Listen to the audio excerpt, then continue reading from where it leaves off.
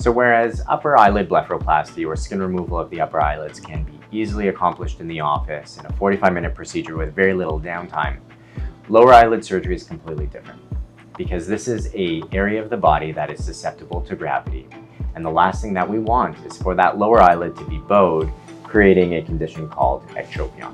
So the three major complaints that people will come to me for their lower eyelids are a little bit of excess skin or crepey skin in the lids, too much puffiness or too much hollowing, or sometimes they'll talk about muscle laxity and a little bit of bowing of the outer corner of their eye. So for that reason, a very safe approach for lower blepharoplasty in my practice is by going on the inside of the eyelid to accomplish what they are looking for.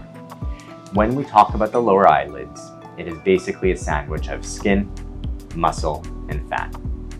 If you violate the muscle in lower eyelid surgery, the risk of that muscle weakening, allowing the gravity to pull down on the lower eyelid, becomes much greater. And so for that reason, much of what we do with lower eyelid surgery avoids cutting through muscle altogether. So in order to remove the puffiness of the fat, we actually will go on the inside of the eyelid and pluck out those little fat bags. There are 3 in the lower eyelids.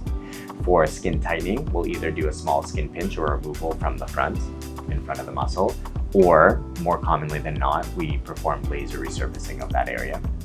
If there is a hollow presented, either after removing the fat or because the patient has natural hollows, we tend to do a lot of fat transfer in my practice, creating a nicer or smoother transition between the lid and the cheek itself.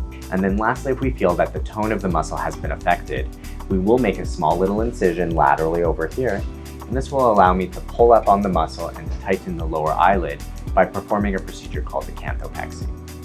Now, whereas all of these procedures may not be necessary during a lower eyelid surgery, we frequently will tailor which one is best suited to that patient at the time of consultation.